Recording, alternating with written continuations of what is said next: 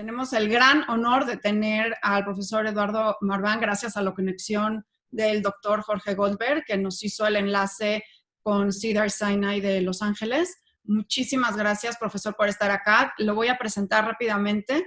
El profesor Eduardo Marván es cubano, por lo que tendremos la fortuna de poder hacer la entrevista en español, pero es una eminencia. Es una eminencia en todo el tema de cardiología. Es fundador y director del Instituto de Corazón de Cedars-Sinai. Incluso tiene una carrera en matemáticas, ¿correcto? Así es. Así es. Entonces tenemos la perspectiva no nada más de un médico que ejerce la clínica, sino también de un científico que tiene unos avances increíbles en distintos temas de investigación. Por un lado, la creación de un marcapasos natural a través de terapia génica, que si quiere luego lo platicamos, pero uno que me interesa mucho, que es el uso de las células madres en terapias regenerativas, y un tema muy importante ahorita con el coronavirus. Sabemos que una de las consecuencias de las complicaciones de COVID, incluso el 40% de las muertes, están asociadas a complicaciones cardíacas. Entonces, para empezar un poco a platicar de esto, bueno, primero bienvenido a Enlace Judío. Gracias. Me encantaría entender el involucramiento, a grosso modo, del corazón en las complicaciones de COVID, y luego vamos a ir desmenuzando las diferentes partes de la enfermedad para entender cómo el corazón está implicado en la enfermedad COVID. Bueno, en la enfermedad de COVID, pues el corazón sufre ambos de infección directa y las consecuencias de eso, pero también efectos secundarios a una inflamación sistémica hiperaguda. Y las dos cosas llegan al cabo como un miocarditis. A veces llega al nivel clínico de insuficiencia cardíaca, pero más probablemente simplemente se puede medir con elevaciones de troponina I y de otros marcadores biológicos. Ok, entonces, a ver, entendemos que el virus, el coronavirus, para entrar al cuerpo, lo que hace es entrar a través de los receptores de angiotensina, del ACE2, ¿no? Así mismo. Se ha encontrado en autopsias que el virus no nada más afecta al pulmón, sino que también infecta las células del miocardio, del corazón. Mira, se ha demostrado en varios casos de autopsia que el virus puede ser medido, es decir, el ARN del virus se puede medir en el corazón, en el riñón, en varios órganos, sobre todo en casos muy severos. Pero si eso ocurre frecuentemente todavía no se sabe. Lo que sí se sabe es que el sitio más común de infección es en la nariz y en la boca, y por eso resulta cómodo poder probar en esos sitios, pero eso no indica inmediatamente que haya sido un problema sistémico. Entonces, realmente las condiciones cardíacas son resultado de la infección al sistema respiratorio. Parece que lo primero que pasa es la infección, segundo llega al pulmón, y tercero ya pues tiene efectos en varios órganos. Así que por todo el cuerpo se puede medir algo. Hay marcadores biológicos en la sangre de inflamación cardíaca específicamente, pero más generales de proteína C reactiva, por ejemplo, muy elevada, interleuquina 6 y 10. Así que parece que es algo no completamente específico para el corazón, pero el corazón está involucrado. Y la trombosis, profesor, porque hemos visto últimamente, bueno, no, hace como 2 o 3 semanas empezaron a salir resultados de autopsias en Italia, incluso se empezó ya a hablar de una generalización de trombos, ¿no? De coagulación. ¿Usted recomendaría, por ejemplo, usar anticoagulantes de forma profiláctica? Lo que sabemos es que en los pacientes que tienen enfermedad crítica, en general tienen elevación del dímero D y otras indicaciones de un estado protrombótico. Hay recién un estudio que dice que sí, que en pacientes con enfermedad aguda conviene hacer anticoagulación, pero esos estudios todavía no están bien desarrollados ni bien controlados. Y claro, el riesgo es que aunque uno pueda estar tratando la trombosis, pues puede ser que tenga efectos secundarios que no son tan saludarios. Así que se tiene que usar, pero cuidadosamente. Y lo interesante es que con todo este tema de trombosis y dímero D, etcétera, la incidencia del infarto de miocardio agudo en estos pacientes todavía no se sabe si de veras está exagerado o no. Bueno, es muy interesante eso. Estábamos hablando de marcadores, incluso hay aquí un dilema, pienso, con el sistema inmunológico, porque por un lado, claro que la reacción del cuerpo natural al virus es causar una cascada, lanzar una cascada de defensa, que a la vez es la que crea la famosa tormenta de citocinas, que es la que complica al paciente. Pero por el otro lado, un estudio que salió, me parece, hace unos 5 o 6 días, de médicos de Harvard y de MIT, encontraron que los interferones lo que hacen es aumentar la presencia de receptores ACE2, o sea, como que el propio sistema inmune está invitando, por un lado atacando al virus, por el otro lado también invitándolo a seguir la infección. ¿Cómo vería usted este resultado en un posible tratamiento? Bueno, efectivamente hay interacciones complejas entre la enfermedad y la expresión del ACE2, pero todavía no se sabe si eso puede ser malo o si puede ser hasta protectivo a veces. Por ejemplo, en los jóvenes y en las mujeres, en promedio hay más ACE2 que en los hombres mayores o adultos. Así que puede ser que hasta sea protectivo ese efecto en lugar de peligroso.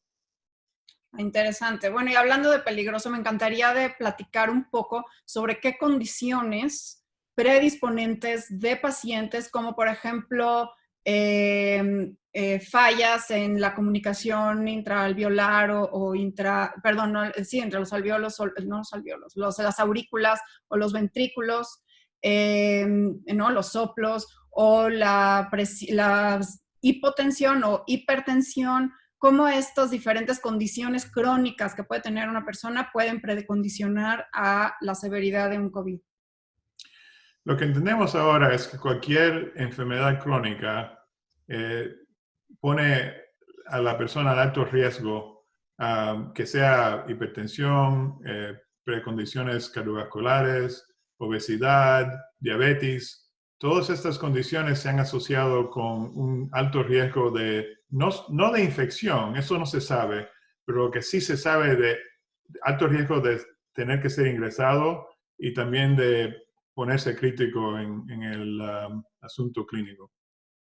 Y hablando de los ingresos, bueno, entonces nada más como para recapitular, los clínicos recomiendan que la gente que toma medicamentos para regular la presión deben de seguirlos tomando. ¿Sí está usted de acuerdo con esta recomendación?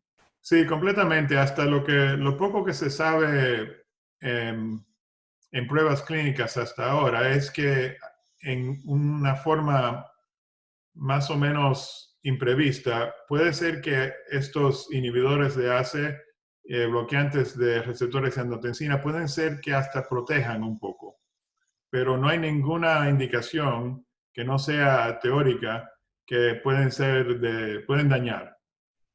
Entonces, mejor no mover a los tratamientos que la gente está teniendo regular. No mover, y creo que esa reacción, por ejemplo, tengo un amigo médico que cuando supo de esto, enseguida se cambió de un inhibidor ACE a un bloqueante de canales de calcio. Pero puede ser que lo haya hecho mal, porque puede ser que ACE sea protectivo. Entiendo, entiendo. Ok, y hablando del ingreso a los hospitales, se ha venido platicando mucho, especialmente entre los médicos, que los pacientes están llegando con un COVID muy avanzado por miedo de acudir al hospital.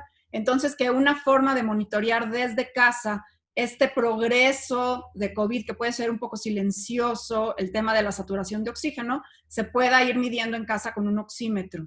Mi pregunta es, desde el principio, cuando empieza a bajar el oxígeno en casa, ya se está haciendo una, ¿cómo se dirá? Como una consecuencia en el corazón, ya está el corazón teniendo, pues con la pérdida de oxígeno, pues está teniendo ya consecuencias. Eso no se puede generalizar mucho, Caro. Lo que sí se puede decir es que hay casos con manifestaciones muy severas pulmonares que con poca involucración del sistema cardíaco, y también hay pacientes que vienen con presentación cardíaca sin mucho pulmonar. Pero en general se piensa que el oxímetro del pulso para medir en casa, si se puede hacer, puede ser hasta más útil que un termómetro.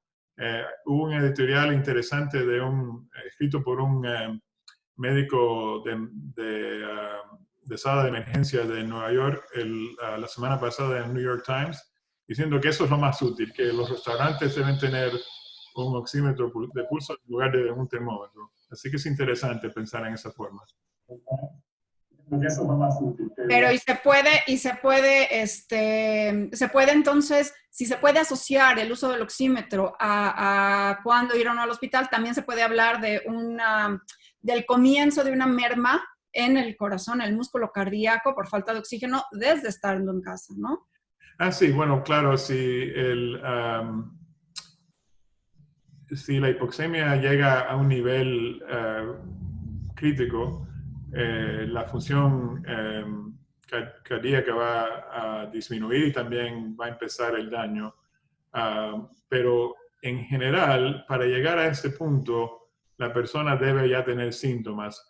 Lo que se puede dar énfasis es que a veces sin síntomas puede caer la saturación de oxígeno en la sangre sin el paciente saberlo. Y eso es lo que es interesante. ¿Cómo puede ser que pueda caer la saturación de oxígeno y no tener síntomas? Eso es un misterio, porque lo que sabemos por terapia intensiva, por ejemplo, observar los pacientes que tenemos ingresados en la unidad de terapia intensiva, pues a veces están leyendo un libro, hablando por el teléfono, pero tienen una saturación de 60. Es lo más increíble que hemos visto. Y lo único que puedo entender yo es que ha sido un cambio muy gradual, ¿no? Si eso pasara de repente, la persona estaría completamente suspendida, asustada, sintomática, pero como ocurre, parece, sobre varios días o hasta semanas, pues puede ser que el cuerpo se acostumbre. Ah, es interesante, como tener una anemia crónica, digamos. Sí, o como, por ejemplo, subir a una montaña, pero en lugar de hacerlo de repente, hacerlo en etapas. Ok, entonces sí es importante ir midiendo, monitoreando. Monitorear el oxígeno es importante. Ahora me gustaría platicar, después de todo este hype que hubo de la hidroxicloroquina, porque uno de los efectos secundarios de la hidroxicloroquina, que además ahorita ya ni parece que sirve, no sirve, me gustaría escuchar su opinión, pero uno de los efectos secundarios es precisamente las arritmias. Así mismo, y hay buena evidencia que puede tener un efecto antiviral en cultivo celular, pero no hay ninguna indicación que eso ocurre en seres humanos vivos. Así que lo que sí se sabe muy bien es que hay prolongación del QT en el electrocardiograma. Así que se sabe que hay riesgo, pero no se sabe si hay beneficio. Ok, entonces la recomendación es suspender el uso de hidroxicloroquina porque a lo mejor los efectos secundarios son peores que realmente el tratamiento. Así mismo, Carol. Ok, y ahora pues ya que estamos hablando de tratamientos, ¿algún comentario sobre el Remdesivir? Bueno, en Remdesivir lo que sabemos es que en un estudio bastante grande, randomizado y controlado por placebo, hubo parece que hubo una Reducción. abreviación del tiempo crítico del paciente. Así que no, hasta ahora no ha habido indicación de más baja mortalidad, pero si se puede abreviar un poco el curso del hospital y si el tiempo ingresado, y si no hay efectos malos de la droga, creo que puede ser un beneficio, pero tampoco ha sido algo que ha revolucionado el campo.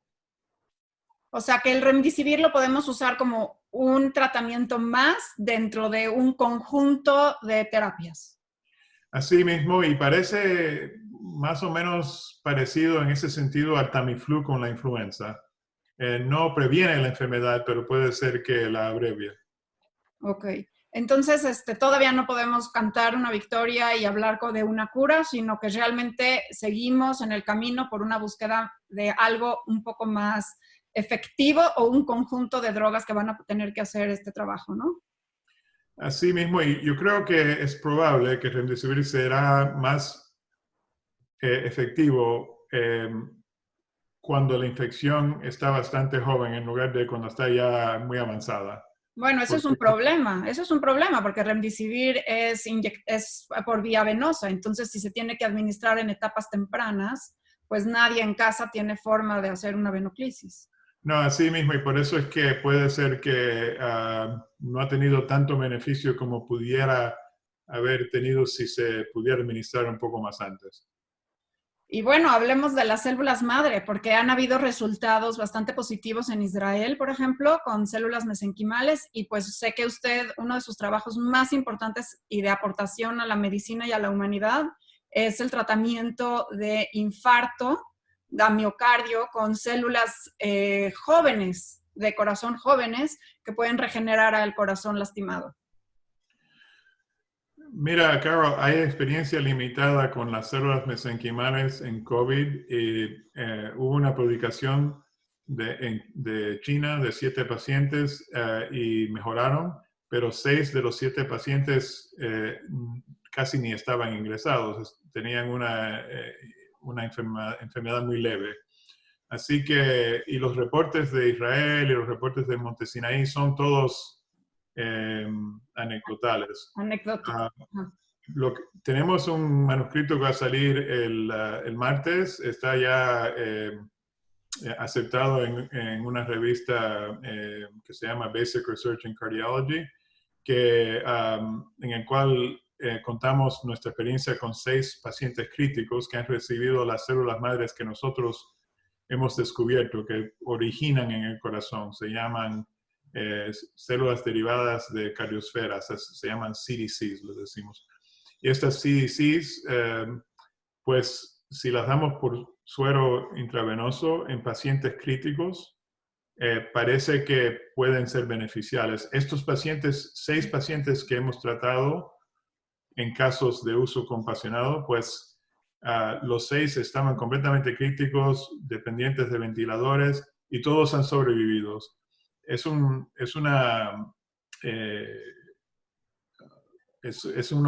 tipo de paciente que tiene una mortalidad en promedio de 20, 40, 50, 60%. Así que le hemos dado en 6 pacientes y todos han sobrevivido, para nosotros es algo muy positivo, pero tampoco sabemos si es verdad o no hasta hacer una prueba controlada, randomizada, que es lo que queremos hacer próximo.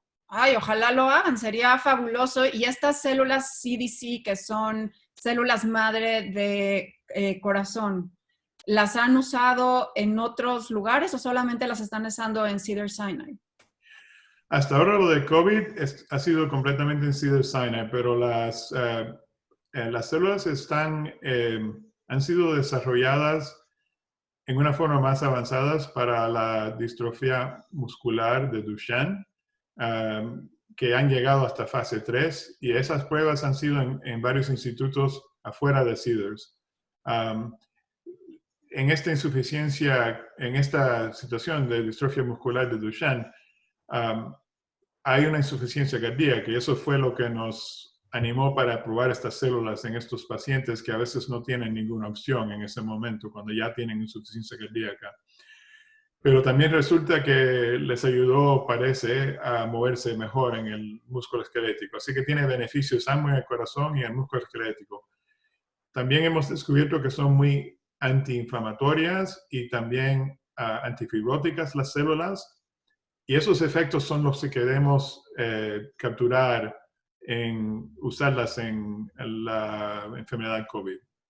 Y entonces los siguientes pasos sería entrar en una fase clínica, fase 1 quizás, para ya empezar a hacer unos protocolos randomizados.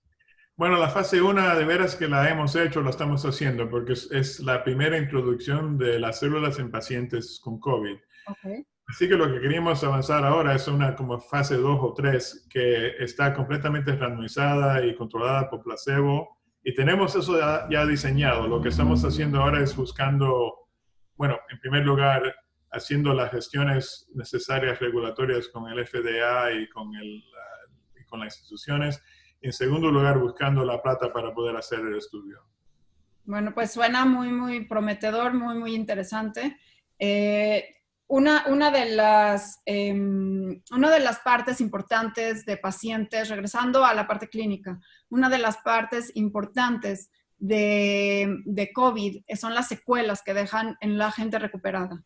¿Qué podemos hablar desde la perspectiva cardíaca? Mira, de COVID, claro, no sabemos mucho porque eso empezó en octubre o noviembre en China y todavía no hay muchos sobrevivientes de largo plazo, pero lo que sabemos de la epidemia de 2002-2003 de SARS es que efectivamente se han quedado bastante enfermos algunas de las personas con hiperlipidemia, hipertensión, necrosis avascular, un montón de problemas que parece que surgen a largo plazo después de una infección de SARS, que a veces la gente piensa que la han conquistado completamente. Así que me preocupa que posiblemente veamos eso en el futuro en COVID, pero todavía no lo sabemos. ¿Algún takeaway, alguna recomendación para la gente que está en casa y quiere cuidar su corazón? Bueno, para la gente en casa creo que le has dado muy buen énfasis a no esperar demasiado. Si uno se siente mal, debe venir bastante pronto al hospital o va a chequearse por lo menos porque en Nueva York en Los Ángeles todavía no hemos visto esto, pero en Nueva York hay muchos cuentos de gente que al salir de la ambulancia mueren antes de entrar en emergencia. Y eso no queremos, ¿no? Eso se puede prevenir. Así que también sabemos que cuando va avanzando la enfermedad, al principio puede ser que sea gradual, pero cuando llega al punto crítico ya avanza muy rápido. Así que eso es una de las cosas que se debe prevenir. En el sentido general, pues tratar de no infectarse en el primer lugar es algo bueno, tratar de vivir limpio, pero bueno, los que tienen ya condiciones cardiovasculares se tienen que cuidar más que otros, claro. Y no cambiar los medicamentos, o sea, no cambiar las terapias que se están usando en casa. O sea, la persona que tiene hipertensión, no cambiar sus medicamentos, en fin.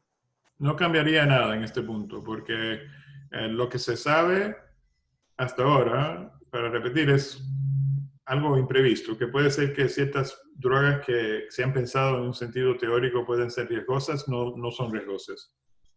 Ahora, otra pregunta que va más a la parte técnica de nuevo y regresando a los receptores, que son la vía de entrada de los virus a las células, que eso está muy bien descrito y eso le ha ayudado, yo pienso, a la comunidad científica, incluso también a la comunidad clínica, a atacar mejor a COVID, que es saber que el virus entra por el receptor ACE2 de angiotensina 2 a las células.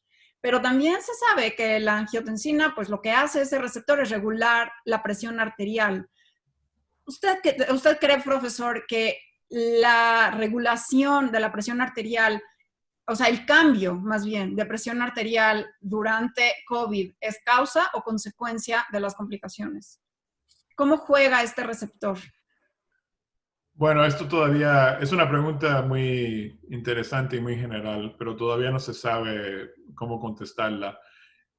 Eh, Al principio, cuando los primeros reportes salieron de Wuhan, se decía, y hubo un estudio en el Lancet que decía que los pacientes ingresados que iban a ser críticos, pues presentaban con hipertensión, no con hipotensión, pero con hipertensión, que es algo muy particular y muy imprevisto en casos de pacientes críticos, ¿no? Porque en general los vemos con hipotensión. Pero ahora en los Estados Unidos y en Italia hemos visto lo contrario, es decir, hemos visto lo típico, que presentan con vasoplegia, con hipotensión. Así que, ¿cómo la interacción entre el virus y la expresión del AC2 y la regulación de angiotensin, eso está todo muy mal estudiado hasta ahora, pero me parece que dentro de un mes o dos vamos a saber mucho más que sabemos ahora.